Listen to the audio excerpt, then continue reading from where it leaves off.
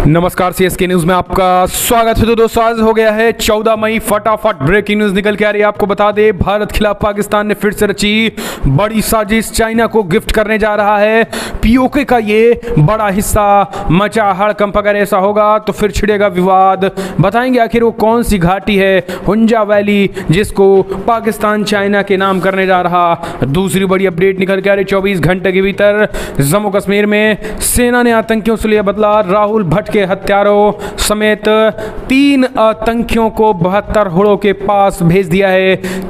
तीसरी बड़ी update, D company पर ताबड़तोड़ छापेमारी, एनआईए की बड़ी कार्रवाई। दाऊद और छोटा शकील के राइट और लेफ्ट सब हुए गिरफ्तार। चौथी बड़ी अपडेट निकल के आ रही है दोस्तों, अमरनाथ यात्रा के बीच फुल प्रूफ सुरक्षा प्लान। आतंकी अमरनाथ यात्रा को बना सकते हैं निशाना। बड़ी अपडेट निकल के आ रही है, गृह मंत्रालय ने की खास तैयारी, वो हम आपको बताएंगे। सऊदी से आई है, यूएई से दुखद खबर, शेख खलीफा का हुआ निधन, वो हम आपको बताएंगे। इस बीच अगली अपडेट निकल के आ रही है दोस्तों, जहां रूस की तरफ से बड़ी खबर निकल के आ रही है, जहां पर रशिया ने बड़ा ऐलान कर दिया है, वो हम आपको बताएंगे। तो एक एक करके बताएंगे। इन सब के इतर अमेरिका नए प्रतिबंध लगाने के तैयारी में है, तो वहीं चाइना ने फिर से अमेरिका पर बोला बड़ा हमला, ताइवान पर हमले करने की तैयारी में। तो एक एक करके खबरें आपको विस्तार से बताएंगे, लेकिन उससे पहले एक छोटा सा निवेदन, अगर आपने चैनल को सब्सक्राइब नहीं किया तो पल पल के अपडेट के लिए चैनल को सब्सक्राइब करना ना भूलें, और इस देश की इंडियन आर्मी के लिए जय हिंद लिखना मत भूलेगा दोस्तों। 10 साल पहली बड़ी अपडेट निकल के आ रही है दोस्तों, आपको बता दें, जम्मू कश्मीर में आतंकियों पर कहर बनकर टूटी सेनाएं। 2 आतंकी समेत 3 लोग हुए ढेर। 3 आतंकी। बड़ी खबर, 24 घंटे में राहुल भट्ट की हत्या का लिया सेना ने बदला। जिसने मारी थी गोली, आतंकियों ने भेजा जहन्नम। दरअसल जम्मू कश्मीर की वादीपोरा के बरार आरगाम इलाके में शुक्रवार को हुई मुठभेड़ में 3 आतंकवादी ढेर कर दिए गए हैं। गुरुवार को कश्मीरी पंडित राहुल भट्ट पर हुए हमले में 3 आतंकियों में से 2 शामिल थे। अब आपको बता दें, जम्मू कश्मीर के बांदीपुरा जिले के सालिंदर वन क्षेत्र में बुधवार को सुरक्षा बलों और आतंकवादियों के बीच मुठभेड़ में 1 आतंकवादी मारा गया है, 2 अन्य भाग निकले हैं। कश्मीर में पुलिस महानिरीक्षक के मुताबिक बुधवार को फरार दोनों आतंकवादियों की जानकारी शुक्रवार को बरार इलाके में लगी थी, जिसके बाद सुरक्षा बलों ने बरार इलाके की घेराबंदी कर आतंकियों को पकड़ने के लिए तलाशी अभियान भी चलाया था। इसी स्पेशल ऑपरेशन में 3 आतंकी ढेर हो गए हैं। आपको बता दें, बांदीपोरा में मारे गए 2 आतंकियों की पहचान फैसल उर्फ सिकंदर और अबू उकासा के रूप में हुई है। सबसे बड़ी बात दोस्तों, हम आपको बता दें, जम्मू कश्मीर की रियलिटी आज ये हो चुकी है कि जम्मू कश्मीर में आतंकी तड़प तड़प के मर रहे हैं। जी हाँ, यानी जब जम्मू कश्मीर में अब आतंकियों का पूरी तरीके से लगभग सफाया हो चुका है। यही कारण है कि अब आतंकी विलविलाए हैं। सेना के नए एक्शन के बाद तो आतंकी पर सेना ताबड़तोड़ कहर बनकर टूटी है। पिछले 1 हफ्तों में अगर देखा जाए तो लगभग 25 से 30 आतंकी ढेर हो चुके हैं। यही कारण है कि अब आतंकी वेंटिलेटर पर हैं। ये हम आपको पिछले 2-3 दिन से बता रहे हैं कि आतंकी इस समय बौखलाए हुए हैं, कभी भी कहीं भी गोलियां चला सकते हैं। हालांकि सुरक्षा बल पूरी तरीके से मुस्तैद हैं, लेकिन अब वो अंतिम दौर में हैं। यानी अगले 1-2 महीने के अंदर जम्मू कश्मीर 1-2 महीने बाद आपको पूरी शांति दिख सकती है। और ये आतंकी जो हैं बच्चे खुचे, इनका अंतिम दौर चल रहा है और अब आतंकी पूरी तरीके से सफाया चल रहा है। ये चीज़ें आर्मी चीफ मनोज पांडे ने भी तय कर ली है। पूरी लिस्ट बनाकर आतंकियों का सफाया चल रहा है। यही कारण है कि आतंकी पूरी तरीके से बौखलाए हुए हैं। हम चलते हैं एक और अपडेट लेते हैं दोस्तों। बड़ी खबर, भारत के खिलाफ पाकिस्तान फिर रच रहा बड़ी साजिश, चाइना को गिफ्ट करने जा रहा पीओके का ये बड़ा हिस्सा। फिर से छिड़ सकती है टकरार। दहशतगर्दी को अपना बिजनेस बनाने वाले पाकिस्तान को 59 साल एक बार फिर से सांक्वाम वैली वाली बड़ी साजिश रच रहा है। उसने अपने कर्ज उतारने के लिए पाकिस्तान को एक बड़े हिस्से को सौंपने जा रहा है। यानी एक बड़े हिस्से को जो है वो कर्ज उतारने के लिए पाकिस्तान चाइना को पीओके का एक बड़ा हिस्सा देने जा रहा है, जिसके बाद एक बार फिर से टकराहट वाली सिचुएशन बनती नज़र आ रही है। आपको बता दें, पाकिस्तान जिस तरीके से ये चीज़ें कर रहा है, इसको लेकर अब लोग सवाल खड़े कर रहे हैं। दरअसल पाकिस्तान गिलगित बल्टिस्तान में आने वाली हुंजा घाटी को चाइना को पट्टे पर देने की योजना बना रहा। ये कहने के लिए पट्टे पर दिया जाएगा, लेकिन एक बार चाइना के कब्जे में जाने के बाद वहाँ पर हमेशा के लिए ड्रैगन का कब्जा हो जाएगा। इसके साथ ही चाइना को गिलगित बल्टिस्तान में बड़े पैमाने पर खनिजों के खनन के करने की अनुमति भी देने की तैयारी है। और ये ठीक वैसे ही हो रहा है जब पाकिस्तान 1963 में पीओके में आने वाली 5000 वर्ग किलोमीटर एरिया में फैली शोंगगाम वैली को चाइना को गिफ्ट कर दिया था और उस घाटी पर आज भी ड्रैगन का कब्जा है। पाकिस्तान उसे छुड़ा नहीं पाया है और स्थानीय मंत्रियों को सरेआम पीट कर पाकिस्तानी सैनिक जो हैं जो इस चीज़ के खिलाफ आवाज़ उठा रहा है, यानी पाकिस्तान के खिलाफ जो आवाज़ उठा रहा है कि आप पीओके को किसी भी कीमत पे चाइना को ना दें, उसको जो है मारा पीटा जा रहा है। ये पीओके में घुस करके वहाँ की जो सेना है वो इस तरीके के एक्शन ले रही है। तो ये अपने आप में दोस्तों बड़ी खबर निकल के आ रही है और कहीं ना कहीं इन आतंकियों को पनाहगार और भारत इस पर कड़ी नाराज़गी जता सकता है। एक और अपडेट, डी कंपनी केस में एनआईए की ताबड़तोड़ छापेमारी, दाऊद और छोटा शकील के राइट और लेफ्ट सब गिरफ्तार। दरअसल दाऊद गैंग के खिलाफ नेशनल इन्वेस्टिगेशन एजेंसी एनआईए ने बड़ी कार्रवाई कर दी है। खबर है कि एजेंसी ने दाऊद इब्राहिम और उनके सहयोगियों से जुड़े डी कंपनी मामले में 2 सहयोगियों को गिरफ्तार कर लिया। इन मुद्दों को शुक्रवार के एनआईए की विशेष अदालत में पेश किया गया है। आपको बता दें इस सप्ताह एनआईए ने करीब 29 ठिकानों पर तलाशी ली थी। गिरफ्तार हुए दोनों संदिग्ध छोटा शकील के सहयोगी हैं। एनडीटीवी की रिपोर्ट के अनुसार गिरफ्तार हुए आरोपियों की पहचान 59 वर्षीय आरिफ अबूकर शेख और 59 वर्षीय शब्बीर अबूबकर शेख के रूप में हुई है। एनआईए के एक वरिष्ठ अधिकारी ने बताया है कि दोनों डी कंपनी गैर कानूनी गतिविधियों को संभालने के बाद मुंबई के पश्चिमी उपनगरीय इलाके में आतंकी वित्त पोषण शामिल है। एक और अपडेट लेते हैं दोस्तों, आपको बता दें अमरनाथ यात्रा में फुल प्रो प्लान, इन 12 पॉइंट्स को समझिए। गृह मंत्रालय ने की खास तैयारी, आतंकियों की कमर तोड़ने की बारी। दरअसल अमरनाथ यात्रा को लेकर सरकार की तरफ से तैयारियां शुरू कर दी गई हैं। शुक्रवार को केंद्रीय गृह मंत्रालय ने यात्रा को लेकर एक बैठक में फैसला लिया है और अमरनाथ यात्रा जो है वो कहीं ना कहीं पूरी तरीके से इस बार फुल प्रूफ तैयारी है, बुलेट प्रूफ तैयारी है और आतंकी को देखते ही गोली मारने के आदेश दे दिए गए हैं। गृह मंत्रालय ने 12 सूत्रीय कार्यक्रम जारी किए जिनमें ग्रेनेड के जरिए यात्रियों को निशाना बनाया जा सकता है, यात्रियों के कैंप पर आतंकी हमले की साजिश हो सकती है, आईडी धमाकों के जरिए निशाना बनाया जा सकता है, आतंकी ड्रोन में भेज सकते हैं, कार में आईडी का इस्तेमाल कर निशाना बना सकते हैं और सुरक्षा बलों की तरफ से एंटी ड्रोन सिस्टम लगाने की तैयारी की जा रही है।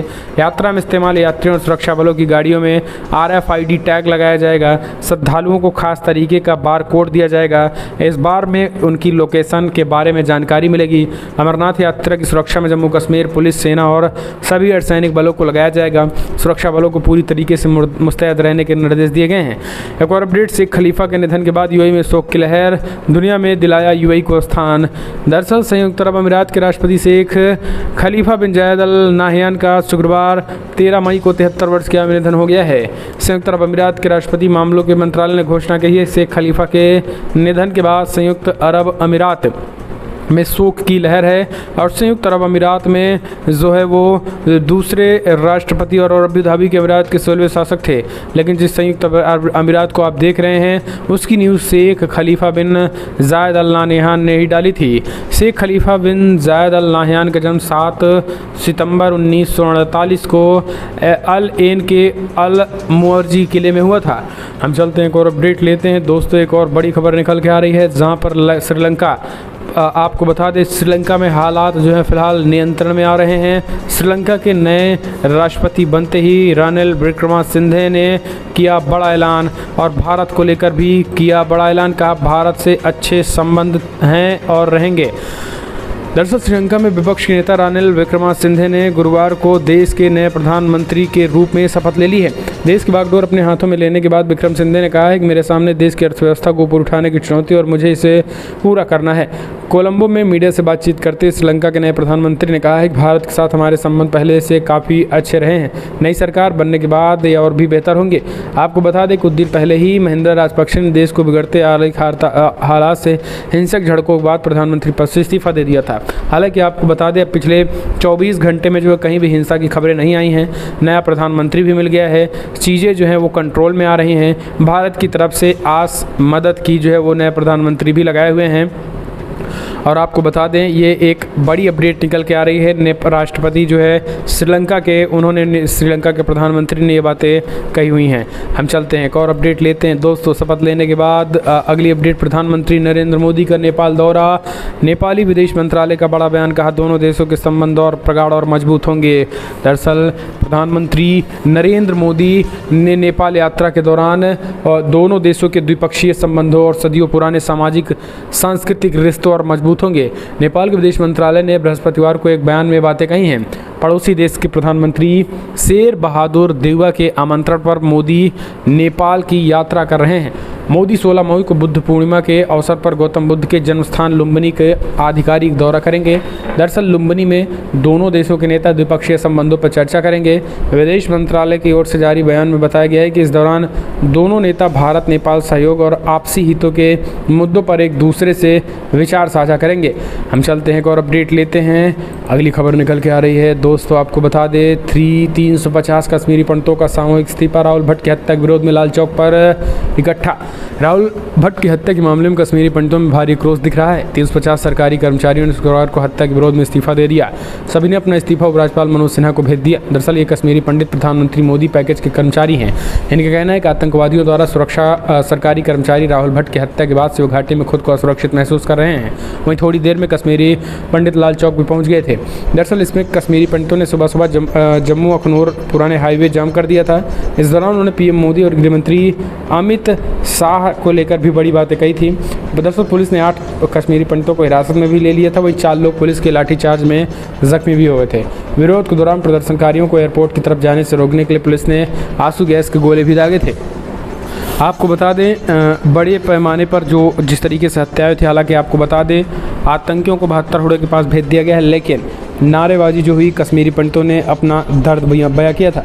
एक और अपडेट, ताइवान स्टेट से गुजरा अमेरिकी युद्धपोत यूएस पोर्ट रॉयल तो चाइना और अमेरिका में भिड़ंत दिखी। दरअसल आपको बता दें लगातार तैयारी चाइना कर रहा है ताइवान पर हमले की। इसी को देखते हुए आपको बता दें अब चाइना पर हमले की तैयारी कर रहे चाइना को अमेरिका ने करारा जवाब दिया है। अमेरिका ने उसके पास यानी समुद्र में जिस जगह पे हमले की तैयारी कर रहा है उसी के पास घुस करके उसी के पास करीब एक अपना खतरनाक यूएसएस पोर्ट रॉयल भेज दिया, यानी युद्धपोत जो है समुद्र में वो अमेरिका उतार दिया, जिसके बाद अब चाइना गुस्से से लाल है। चाइना का कहना है कि हम पूरी तरीके से इसके खिलाफ हैं और उन्होंने स्पष्ट तरीके से इस पर बड़ा हमला अमेरिका के प्रति नाराज़गी जताई है। हम चलते हैं एक और अपडेट लेते हैं दोस्तों। अगली खबर निकल के आ रही है जहां पंजाब में दीवारों पर लिखा गया खालिस्तान जिंदाबाद, अलर्ट मोड पर आई पुलिस। दरअसल आपको बता दें खालिस्तानी जो है आम आदमी पार्टी की सरकार बनने के बाद पंजाब में जो है वो मुंह उठा रहे हैं। खालिस्तान जमकर हो रहा है। अब पंजाब में दीवारों पर लिखा गया है खालिस्तान जिंदाबाद। पंजाब के फरीदकोट के बाजीगर बस्ती स्थित पार्क की दीवार पर खालिस्तान जिंदाबाद लिखा गया है। समाचार एजेंसी एएनआई के अनुसार एएसपी ने कहा है कि हमारी टीम वहां है, सीसीटीवी फुटेज की जांच की जा रही है, टीम इस पर काम कर रही है और एफआईआर भी दर्ज की जा चुकी है। पुलिस को अलर्ट पर रखा गया है और नाका चेक पोस्ट भी तैयार किया गया है। तो ये एक बड़ी खबर निकल के आ रही है दोस्तों, आपको बता दें। हम चलते हैं और अपडेट लेते हैं। अगली खबर निकल के आ रही है दोस्तों जहां पर अवैध मजार दरगाहों पर प्रशासन से बुलडोजर चलाने की मांग। अलीगढ़ में हिंदुत्ववादी संगठनों ने बनाई लिस्ट। जी हाँ, दरअसल आपको बता दें अवैध मजार को रातों रात बना अतिक्रमण करने और संदिग्ध गतिविधियों संचालित करने के देश से आ रही खबरों को लेकर लोग सचेत होने लगे हैं। उत्तर प्रदेश में अब अवैध मजारों और बंदरगाहों के खिलाफ आवाज़ उठने लगी है। अलीगढ़ में हिंदुवादी संगठनों ने ऐसे अवैध निर्माणों को तुरंत हटाने के प्रशासन से अपील कर डाली है। साथ ही कार्रवाई नहीं होने पर आंदोलन की चेतावनी भी दे डाली है। ओमवीर सिंह ने ट्वीट हिंदुवादी संगठनों के लोगों से एक साथ इस मामले को लेकर प्रशासन सहित सभी मंत्रियों को ज्ञापन दिया है। प्रशासन को दिए ज्ञापन में ओमवीर सिंह ने कहा है कि आजकल सड़कों के किनारे और सार्वजनिक भूमि पर अवैध मजार एवं दरगाह का निर्माण दिनों दिन हुआ। हम चलते हैं और अपडेट लेते हैं दोस्तों। अगली खबर निकल के आ रही है जांगियान वापी मस्जिद को लेकर आज डीएम के आदेश के बाद होगा सर्वे। दरअसल आपको बता दें वाराणसी के डीएम ने ये बड़ा आदेश दे दिया है और बड़ा आदेश देते हुए कहा है कि आज से ज्ञान वापी मस्जिद में पूरी तरीके से जो है वो सर्वे होगा और सर्वे रोकने वाले या सर्वे के रोकने का प्रयास करने वाले वो करारा जवाब दिया जाएगा। ये बड़ी खबर निकल के आ रही है, आपको बता दें उन पर शिकंजा कसा जाएगा, लेकिन आज किसी भी कीमत पर आज सर्वे कराया जाएगा ज्ञानवापी मस्जिद में। इसको लेट निकल कर आ रही, ज्ञानवापी मस्जिद में सफेद सीमेंट से मिटाए जा रहे हैं मंदिर के सबूत, विशेषज्ञ आरपी सिंह का नया दावा। ज्ञानवापी मस्जिद में शनिवार 14 मई को आज सर्वे होने जा रहा है। कोर्ट के आदेश के बाद सर्वे टीम फिर से यहाँ आएगी। इसी बीच विशेषज्ञ आरपी सिंह ने दावा किया है कि मस्जिद से मंदिर के सबूतों को सफेद सीमेंट की मदद से मिटाया जा रहा है। उन्होंने 30 साल पुरानी तस्वीरों का हवाला देते हुए दावा किया है। उन्होंने कहा है कि हमारे पास अभी तो भी ऐसे सबूत हैं, अंदर चाहे जाकर देखें या फिर 30 साल पहले और आज भी तस्वीरों को देख लूँ, हूबहू ढांचा अभी भी मौजूद है। ये तस्वीर विभिन्न स्रोतों से 30 साल पहले हमें मिली हुई थी और वो पूरी तरीके से उसमें मंदिर के भगवानों के निशान उसमें बने हुए हैं और इसलिए अब वो सफ़ेद चूने से मिटाया जा रहा है धीरे धीरे। एक और अपडेट लेते हैं। राज्यसभा में भाजपा को 8 सीटें दिला बूस्ट देगा उत्तर प्रदेश, बीएसपी और कांग्रेस को लगेगा झटका। हाल ही में विधानसभा चुनाव में बड़ी जीत हासिल करने के बाद भाजपा को अब यूपी में राज्यसभा में मजबूती मिलने वाली है। यूपी में 11 सीटें राज्यसभा की वो खाली हैं और इन पर होने वाले चुनाव में वो 8 पर जीत हासिल कर सकती है। इस चुनाव में सबसे बड़ा नुकसान बीएसपी और कांग्रेस को होने वाला है। दोनों ही दल एक भी सीट जीतने की स्थिति में नहीं है। सूबे में कुल 31 राज्यसभा के लिए चुने जाते हैं। आगामी जून में अगस्त के बीच प्रदेश की 11 राज्यसभा सीटें रिक्त हो रही हैं। इन 11 सीटों में जिन नेताओं का कार्यकाल समाप्त हो रहा है उनमें भाजपा के जफर इस्लाम, शिव प्रताप शुक्ला, संजय सेठ, सुरेंद्र नागर और जयप्रकाश निषाद शामिल हैं। तो ये बड़े पैमाने पर वो नाम है। हालांकि राज्यसभा में बीजेपी का डंका जो है उत्तर प्रदेश में 8 सीटें होंगी, पूर्ण बहुमत से कहीं आगे होंगे। 100 सीटों से राज्यसभा में ज़्यादा बहुमत होगा, यानी बहुमत से कहीं आगे अब जो है बीजेपी को पूर्ण बहुमत। कोई कानून आएगा तो किसी विपक्षी की जरूरत नहीं होगी। एक और अपडेट, राहुल भट्ट की हत्या की जांच करेगी एसआईटी, पत्नी को सरकारी नौकरी, बेटी की पढ़ाई का खर्च उठाएगी सरकार। कश्मीरी पंडित राहुल भट्ट की हत्या की जांच के लिए जम्मू कश्मीर सरकार ने एसआईटी का गठन किया था। इसके साथ ही सरकार ने राहुल भट्ट की पत्नी को सरकारी नौकरी देने का ऐलान किया। राहुल भट्ट की बेटी की पढ़ाई का भी खर्च सरकार वहन करेगी। बता दें, राहुल भट्ट की हत्या को लेकर उनके परिवार वालों ने हत्या की साजिश देकर जाँच कराने की मांग की। 12 मई को जम्मू कश्मीर के बड़गाम में तहसीलदार कार्यालय में घुसकर आतंकियों ने राहुल भट्ट की हत्या कर दी थी। हत्या से पहले आतंकियों ने राहुल भट्ट के नाम पूछा और फिर गोलियों से भून डाला। इस घटना को लेकर घाटी के कश्मीरी पंडितों में आक्रोश है। राहुल भट्ट भी कश्मीरी पंडित हैं और राहुल भट्ट की हत्या को लेकर बवाल थमने का नाम नहीं ले रहा है। एक और अपडेट लेते हैं दोस्तों, अगली खबर निकल के आई जहां एडीजी लॉ एंड ऑर्डर ने पूरी तरीके से ज्ञानवापी परिसर में आज होगा सर्वे और इसको देखते हुए DG law and order Prashant Kumar ने सुरक्षा चाक चौबंद माहौल बिगाड़ा तो होगा सख्त एक्शन। यूपी के वाराणसी के ज्ञानवापी श्रृंगार गौरी परिसर में ज्ञानवापी मस्जिद के अंदर वीडियोग्राफी सर्वे का काम शनिवार से शुरू होगा। इस मामले में जिलाधिकारी कौशल राज शर्मा ने बताया कि इस सिलसिले में सभी संबंधित पक्षों के साथ बैठक करने के बाद ये फैसला किया गया है और इसी बाबत यूपी के एडीजी कानून और व्यवस्था प्रशांत कुमार ने कहा है कि वीडियोग्राफी सर्वे के दौरान कोर्ट के आदेश का 100% पालन करवाएंगे और सभी पक्षों से बातचीत करके समाधान करने की हमारी नीति है, जबकि किसी भी आकस्मिक स्थिति से निपटने के लिए पर्याप्त फोर्स हमारी रहेगी। किसी भी सिचुएशन में हम निपटने को पूरी तरीके से तैयार रहेंगे। हम चलते एक और अपडेट, अफगानी लड़कियों के लिए पाबंदी, अपनी बेटियों को विदेशों में पढ़ा रहे तालिबानी नेता।